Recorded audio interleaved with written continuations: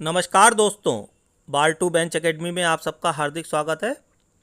आज हम उत्तर प्रदेश पंचायत राज अधिनियम 1947 की धारा 27 और धारा 28 के विषय में कुछ चर्चा करेंगे। दोस्तों, ये धारा 27 प्रारंभिक परीक्षा के लिए बहुत ज़्यादा महत्वपूर्ण है।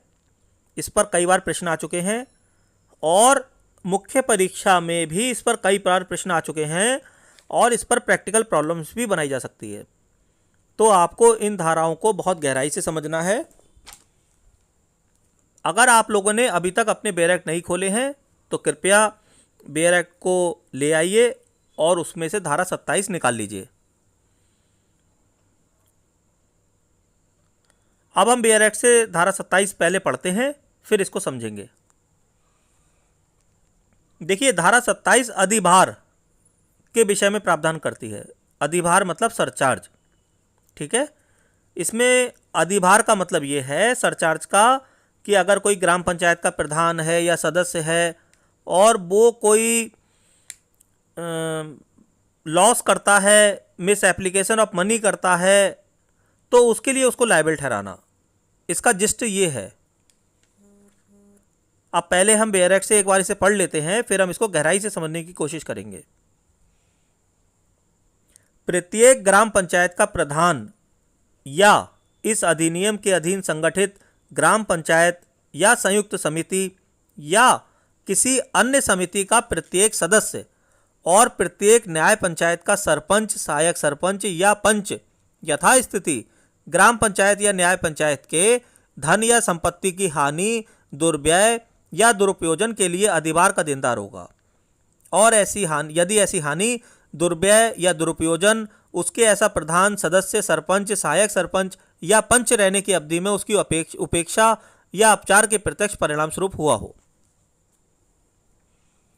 देखिए, इसमें मैं बहुत सरल शब्दों में आपको समझाने की कोशिश करता हूं। ग्राम पंचायत का प्रधान हो या सदस्य हो या किसी भी समिति का सदस्य हो, या जैसे पहले न्याय पंचायत थी तो न्याय पंचायत का कोई सरपंच है, सहायक सरपंच है या पंच है, तो कोई भी व्यक्ति है, अगर ग्राम पंचायत की वो धन या संपत्ति की हानि करता है, उसे दुर्व्यय करता है, उसका दुरुपयोजन करता है, तो वो अधिभार का देनदार हो जाएगा। भाई, मान लिए कोई व्यक्ति किसी पद पर सुशोभित है, अब वो उस संस्था की संपत्ति का नुकसान करता है, उसका धन जो है गलत खर्च करता है, तो इसके लिए उसकी जिम्मेवारी तो होनी चाहिए ना। इस धारा में उसे उसी धन के लिए जिम्मेवार बनाया जा रहा है, उसके ऊपर एक भार आरोपित किया जा रहा है जिसे अधिभार कहते हैं।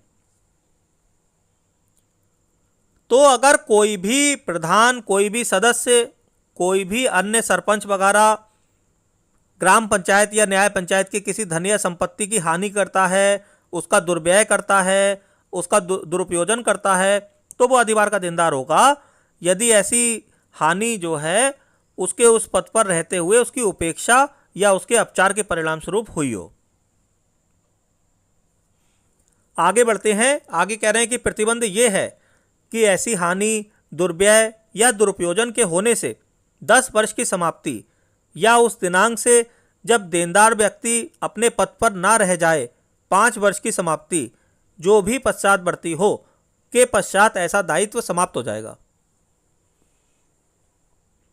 तो इसमें पहले तो जो गांव का ग्राम पंचायत का प्रधान था, सदस्य था या न्याय पंचायत का कोई अधिकारी था, उसको लायबल बनाया गया कि अगर वो कोई धन की संपत्ति की हानि कर रहा है या नुकसान कर रहा है तो उसका वो देनदार हो जाएगा। यहां पर एक उन्होंने उनके फेवर की बात कह दी कि जब ऐसी हानि या दुर्व्यय या दुरुपयोजन होगा और उसको 10 साल बीत जाएं तो क्या होगा, उसका दायित्व समाप्त हो जाएगा, यानी कि 10 साल के बाद उसका दायित्व समाप्त हो जाएगा। दूसरी चीज कह रहे हैं कि जब देनदार व्यक्ति अपने पद पर ना रह जाए, यानी कि उस पद से वो हट गया, तो उसके 5 वर्ष की समाप्ति के पश्चात ऐसा दायित्व समाप्त हो जाएगा। तो इसमें जो मेन बात ये कह रहे हैं, असली बात, कि ये जो दोनों चीजें मैंने आपको बताई, इसमें से जो पश्चातवर्ती होगा उसके पश्चात ऐसा दायित्व समाप्त हो जाएगा। ठीक है, यानी कि अगर कोई व्यक्ति किसी पद पर सुशोभित है और उस पद पर रहते हुए वो कोई हानि कर रहा है, संस्था को दुर्व्यय कर रहा है, दुरुपयोजन कर रहा है, तो दो कंडीशन इन्होंने बताई। उन दोनों में जो पश्चातवर्ती होगी उसके पश्चात ऐसा दायित्व समाप्त हो जाएगा। और वो दो कंडीशन है कि जब वो दुरुपयोजन या हानि की गई, उसके 10 साल पूरे हो गए, समाप्त हो गए, या जब वो व्यक्ति अपने पद पर था, पद उन्हें छोड़ा, उसके 5 वर्ष समाप्त हो गए। ठीक है, आगे आते हैं उपधारा 2 पर। उपधारा 2 कह रही है कि नियत प्राधिकारी उस प्रक्रिया के अनुसार जो नियत की जाए अधिभार की धनराशि निश्चित करेगा और कलेक्टर को उस धनराशि का प्रमाण पत्र भेजेगा। जो यह समाधान हो जाने पर कि धनराशि देय है उसे भू राजस्व की बकाया की भांति वसूल करेगा। देखिए, नियत प्राधिकारी के ऊपर यह लायबिलिटी डाल दी गई है कि नियत प्राधिकारी अधिभार की धनराशि निश्चित करेगा कि जिस अधिभार का वो प्रधान या सदस्य देनदार होगा तो कितनी राशि का देनदार होगा, तो यह धनराशि नियत प्राधिकारी यानी कि प्रेस्क्राइब्ड अथॉरिटी निश्चित करेगी। और फिर नियत प्राधिकारी क्या करेगा, जब धनराशि निश्चित कर लेगा तो उसका एक सर्टिफिकेट, एक प्रमाण पत्र कलेक्टर को भेज देगा और कलेक्टर फिर उसे वसूल कराएगा। और वसूल कैसे कराएगा, भू राजस्व के बकाया की भांति। इसके बाद आते हैं उपधारा 3 पर। अधिभार की धनराशि नियत करने के नियत प्राधिकारी के आदेश से व्यथित कोई व्यक्ति ऐसे आदेश के 30 दिन के भीतर राज्य सरकार या ऐसे अन्य अपील प्राधिकारी को जो नियत किया जाए और आदेश के विरुद्ध अपील कर सकता है।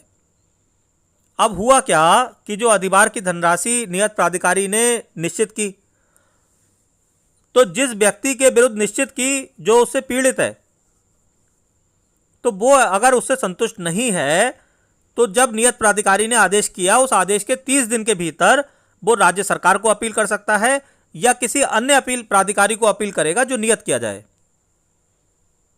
इसमें दोस्तों आपको 30 दिन याद रखना है।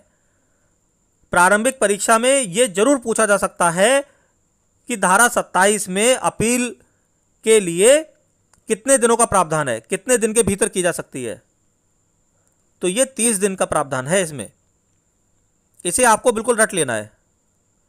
आगे आते हैं उपधारा 4 पर, जहां उपधारा 2 में विनिर्दिष्ट अधिभार नियत करने और उसे वसूल करने की कार्यवाही ना की जाए, वहां राज्य सरकार देनदार व्यक्ति के विरुद्ध ऐसी हानि, दुर्व्यय या दुरुपयोजन के प्रतिकर के लिए बात संस्थित कर सकती है। अब यह उपधारा बहुत खतरनाक है। इसमें क्या है, कह रहे हैं कि जहां उपधारा 2 में जो नियत प्राधिकारी निश्चित करता है अधिभार की धनराशि और कलेक्टर को सर्टिफिकेट भेजता है और कलेक्टर उसे वसूल कराता है, अगर ये सब कार्यवाही नहीं करी तो क्या पैसा फिर मारा जाएगा सरकार का? तो सरकार का पैसा तो भैया कोई मार ही नहीं सकता। तो राज्य सरकार क्या करेगी, उस व्यक्ति के विरुद्ध बात संस्थित कर सकती है। ठीक है, मतलब स्टेट गवर्नमेंट उस व्यक्ति के खिलाफ सूट इंस्टीट्यूट कर देगी। ठीक है, आगे आते हैं धारा 28 पर। धारा 28 में कह रहे हैं कि सदस्य तथा सेवक लोक सेवक होंगे। तो ये धारा जो मेंबर्स हैं और जो सर्वेंट्स हैं उसको पब्लिक सर्वेंट डिक्लेयर कर रही है। इसे बेरट से पढ़ लेते हैं। इस अधिनियम के अधीन संगठित न्याय पंचायत, ग्राम पंचायत, संयुक्त समिति और किसी अन्य समिति का प्रत्येक सदस्य अथवा सेवक भारतीय दंड संहिता की धारा 21 के अर्थ के अंतर्गत लोक सेवक समझा जाएगा। तो आपको इतना याद रखना है कि जो मेंबर्स हैं और सर्वेंट्स हैं वो पब्लिक सर्वेंट हैं और आईपीसी की सेक्शन 21 के अर्थ के अंतर्गत पब्लिक सर्वेंट समझे जाएंगे। तो दोस्तों, मैं आशा करता हूं कि आपको आज का विषय पूरी तरह से समझ में आ गया होगा। अगर आपको मेरा प्रयास अच्छा लगा हो तो कृपया मेरे चैनल को सब्सक्राइब करें और मेरे वीडियो को लाइक करें। धन्यवाद।